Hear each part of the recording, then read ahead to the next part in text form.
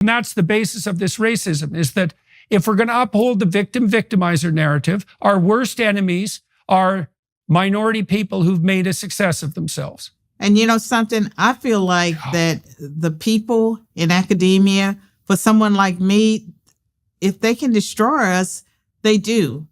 And I'm still standing. And some of the attacks on me, most of the attacks have backfired in a way that it just gave me a greater platform.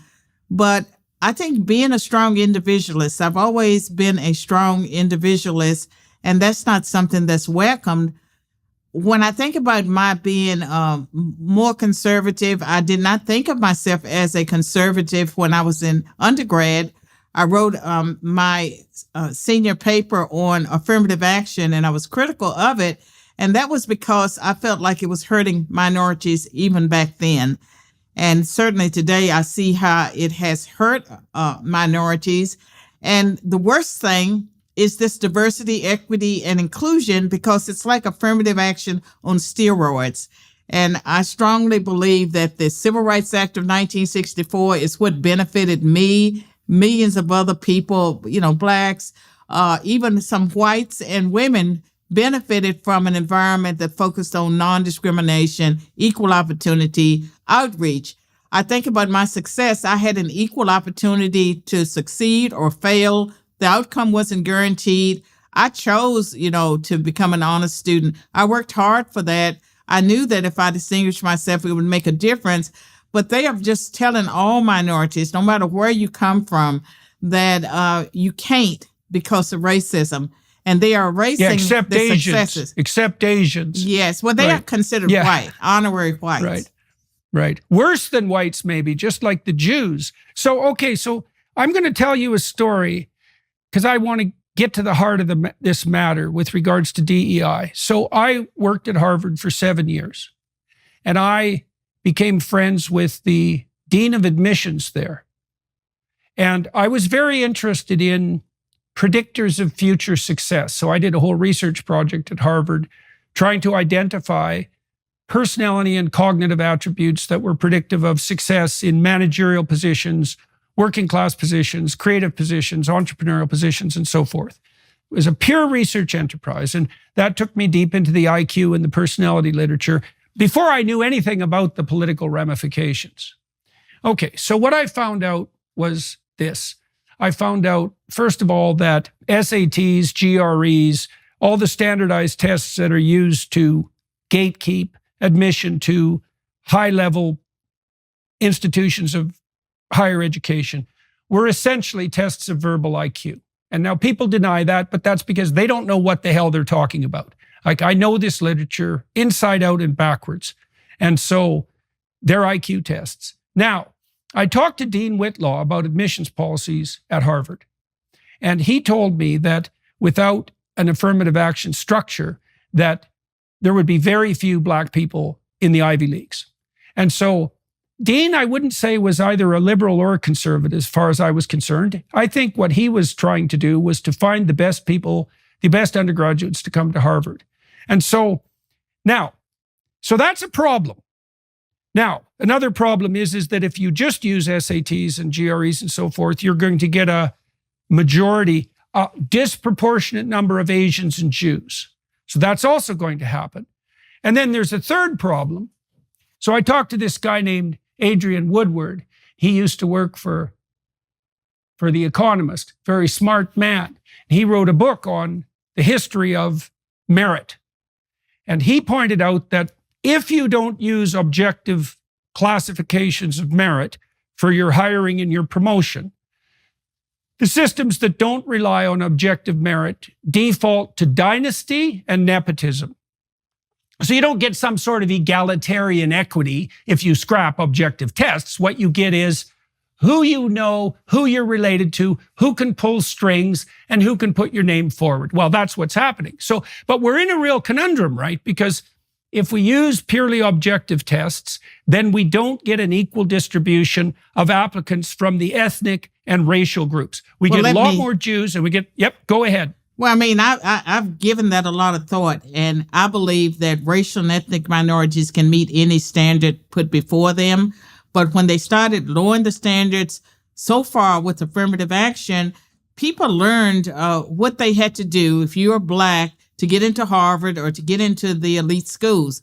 And I can tell you, my success story would not have been a success story if I had not gone to that community college, taken remedial math, gone to Roanoke College in Salem, Virginia, liberal arts school, and then Virginia Tech. And I was never in an environment where I was struggling. And my personality is such that if I were at the bottom of the class, if I were failing a class, I would quit. I would have quit because I needed to do well.